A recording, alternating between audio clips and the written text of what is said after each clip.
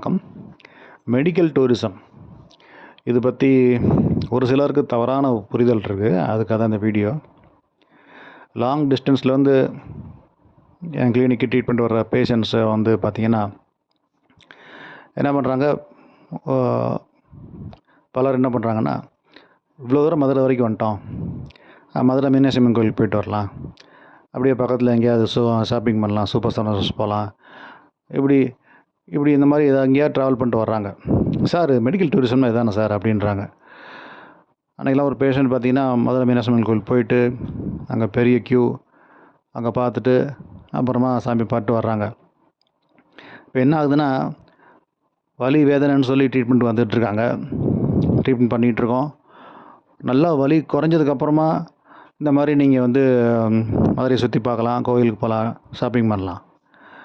Treatment நடந்துக்கிட்டு இருக்கும்போதே இப்படி பெரும்பாலானவங்க பண்ணுறனால ட்ரீட்மெண்ட்டு ரிசல்ட் வந்து கொஞ்சம் ஸ்லோவாகிடுது, அதிகம் ட்ரீட்மெண்ட் பண்ண வேண்டியதாக இருக்குது. மெடிக்கல் டூரிசம்ன்றது இது கிடையாது. நீங்கள் வந்து ஒரு ஊருக்கு போனீங்கன்னா அங்கே போய் ட்ரீட்மெண்ட் எடுத்துகிட்டு அப்படியே சுற்றி பார்த்துட்டு வர்றதுக்கு பேர் டூரிசம்னு தவறாக புரிஞ்சுக்கிட்டீங்க. அப்ராடில் பார்த்தீங்கன்னா அங்கெல்லாம் டாக்டர்ஸ் ரொம்ப கம்மி. ஒரு எம்ஆர்ஐ ஸ்கேன் எடுக்கணுன்னா கூட ஒரு 3 மாதம் வெயிட்டிங் பீரியட் இருக்குது. சர்ஜரினா சொல்லவே வேணாம், இன்னும் அதிகமான வெயிட்டிங் பீரியட் இருக்குது. நம்ம ஊரில் மாதிரி டாக்டர்ஸோட எண்ணிக்கையோ ஹாஸ்பிட்டல்ஸோட எண்ணிக்கையோ அந்த அளவுக்கு அங்கே இல்லை. வெயிட்டிங் பீரியட் ரொம்ப அதிகமாகவே இருக்குது. ரொம்ப செலவும் கூட அதிகம், இவ்வளோ இன்சூரன்ஸ் இருந்தாலும் கூட.